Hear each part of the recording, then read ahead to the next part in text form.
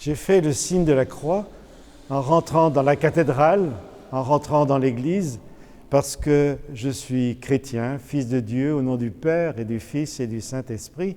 Pour ça, j'ai utilisé l'eau qui est bénite, qui est à l'entrée de l'église. Et puis maintenant, je déambule dans ce que l'on appelle la nef, la partie où on peut circuler. Dans l'église, on marche beaucoup.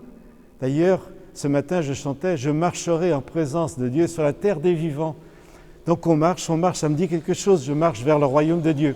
Et puis, qu'est-ce que je vois dans la cathédrale ? Beaucoup de lumière. Oui, Dieu est lumière.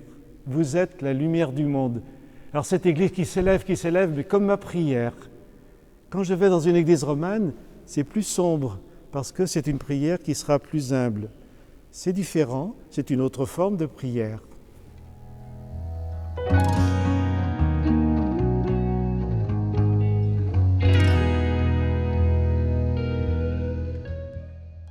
Voilà, je suis rentré dans la cathédrale, dans une église, et puis qu'est-ce que je vois en rentrant ? Eh bien, les fonts baptismaux, le lieu du baptême. Quand je me suis marié, avant même le mariage, déjà j'étais reconnu dans la famille, mais il a fallu le mariage pour que vraiment, eh bien, je suis considéré comme membre entier de la famille. Eh bien, pour le baptême, c'est la même chose. Avant, par mes parents, par mes amis, je fais déjà partie de la famille des enfants de Dieu.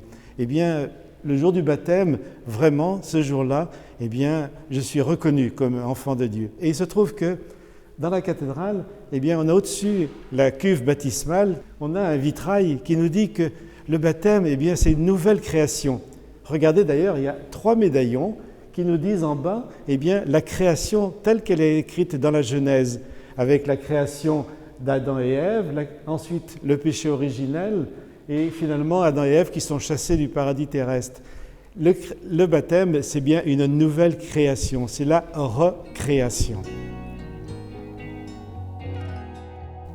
Vous avez remarqué que le prêtre, quand il arrive devant l'autel, il fait un salut. Chose qui peut paraître étrange, mais on va bien comprendre tout de suite. Est-ce que vous avez remarqué quel est le premier geste que fait le prêtre quand il arrive à l'autel ?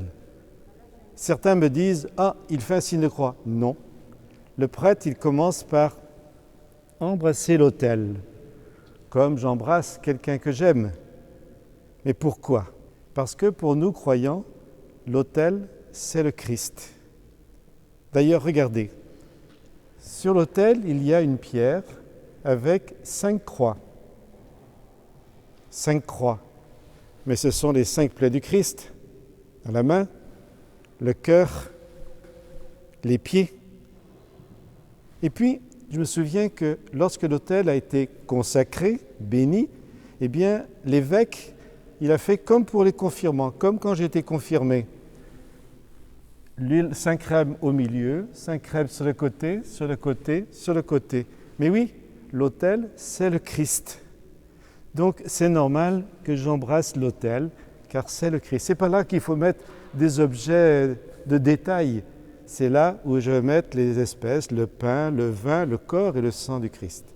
Et puis au milieu, il y a une pierre. Et sous cette pierre, il y a des restes, des reliques de personnages qui ont été très importants pour nous. Nous sommes de la même famille. À Luçon, c'est Saint Philbert, celui qui a fondé le monastère de Luçon. C'est Saint Louis-Marie de Montfort, celui qui a évangélisé la Vendée. Et puis Saint Bénigne, c'était un saint de la région de Dijon, parce que Monseigneur Garnier, l'évêque de l'époque, eh bien, venait de Dijon, tout simplement. Eh bien oui, ils sont de la même famille que nous. Ce sont des chrétiens qui ont participé à l'évangélisation de la Vendée, et puis dont nous sommes les héritiers.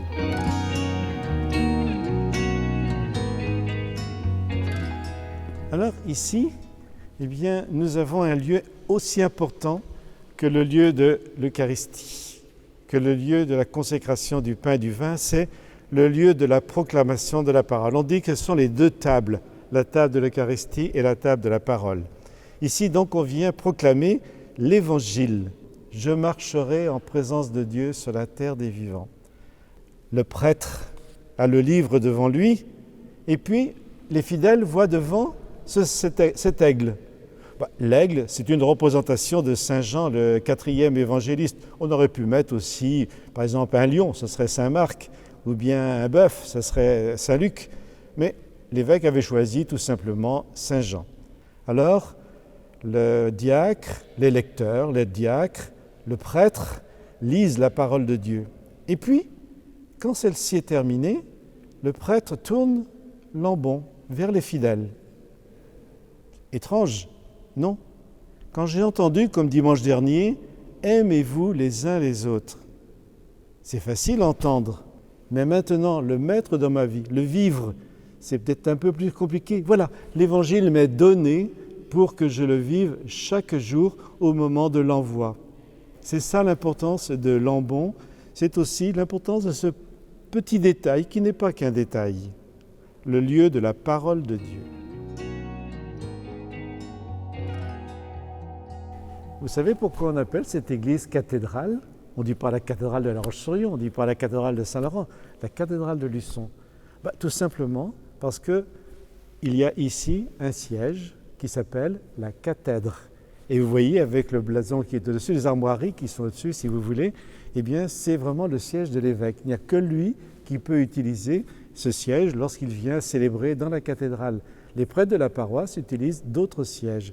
Donc c'est le lieu vraiment important, le siège de notre diocèse, c'est le lieu important d'où l'évêque parle à ses diocésains.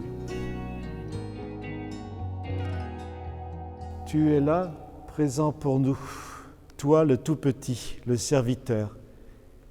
Ici nous sommes au lieu de la présence réelle. De nombreuses personnes viennent pour un temps de prière, pour un temps d'adoration, car Jésus est présent. Qu'est-ce qu'il nous le dit? Tout simplement cette petite lumière, humblement, une petite lumière humble, pas une lumière, un feu.